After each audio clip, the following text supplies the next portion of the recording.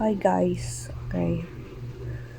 Mapagawas lang ko sa kong gibati sa kong buot. Kids now, or Gen Z now, doesn't have the intellectual capacity na atong ginaingon. Or the common sense na lang. And one time, adto kog mall. Sa cashier, I'm on the so, fifth para sa cashier na area.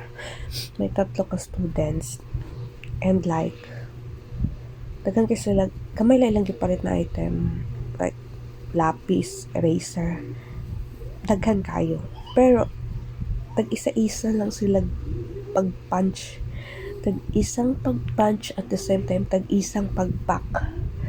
Dili ka reklamo ang cashier kay pamo to request. So atribida man ko, I asked, why not isahon na lang? Tubag rapod ko sa kamaldita sa gaga. Di daw kay bayaran pa daw. Kinahanglan daw sa yung mga classmate og resibo. Anak ko, ina-receipt, makita man nimo kung tagpilang ilang gipalit. At saka at the same time, sa ilang gipalit, naanay nakabutang na price. Common sense ba?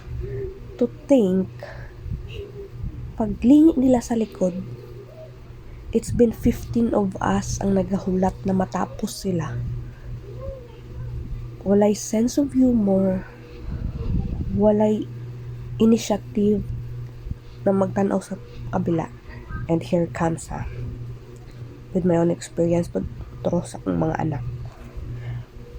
Gisugo na ko, inutusan kong pumili ng bawang.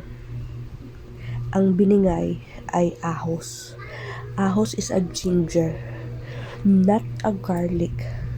And as I asked why ginger ang gihatag, kasi maruto yung nakitaan. Wala doon sa kabulo sa ahos. The common sense na mangutana na lang sa tindera, wa jud. So therefore, balik japon siya. Ay naku, mga Gen Z ron, asa naman mo na nga to?